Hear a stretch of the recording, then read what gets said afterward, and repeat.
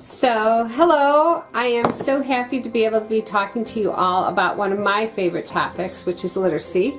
And we certainly don't want our kiddos to fall behind over the summer in this very important area. So I am just going to remind you to read to and with your kiddos. And so reading with them should be fun. So everybody asks me, what's a great book? What's a good book you recommend?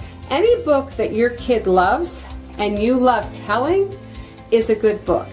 But there's a couple of things I'd like you to focus on this summer. I've been doing a lot of research and reading research for a course I'm developing.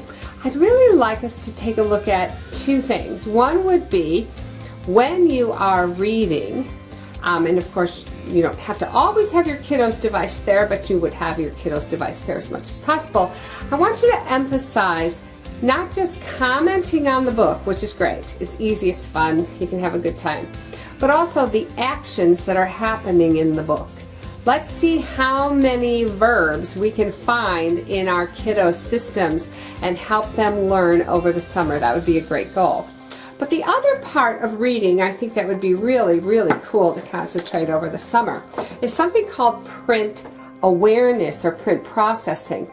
And in this way, what we'd like to do is when you see big print such as this, or print that's really interesting or that really adds to the story, I'd like you to point it out. This book just ate my dog.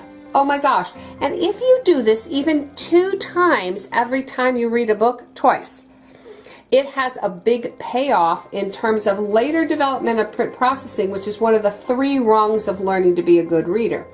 The other thing you can do is point out words that are long, words that are short, words that begin with a certain letter like dog. Oh, look at that word. It says dog. It starts with D. I wonder how many times you're going to see it in this book. And keep it light, keep it fun. Oh my gosh, don't make it about grill and drill. We don't want anybody to hate reading. We want everybody to love reading because it's that important. Attached to this movie, you're going to see some links to places that you can go to get books online that your kiddos might enjoy. One is Bookshare that you can join. Another one is Accessible Books. I love One More Story. It's got a small fee to it, but the books have little musical interludes. You know our kiddos and music, so it keeps it moving along. The other one is Tumble Books, and they are great. And most often, our public libraries have a membership to Tumble Books. So my public library has a membership. I just have to take my library card when I go online, punch in my library card number, and then I have access to Tumble Books. And those books are amazing, and they have books in lots of different languages, so if your first language is not English, they have books in other languages. And then there's the good old-fashioned sit down with a book. There are some wonderful short novels out there that are great for older girls. Books like Lulu and the Brontosaurus, or right now with my high schoolers, I'm reading the book Wonder. Absolutely wonderful story about a young boy who has a facial anomaly and goes to school for the first time. I think the movie's coming out pretty soon, but a great book. So everybody, find a book.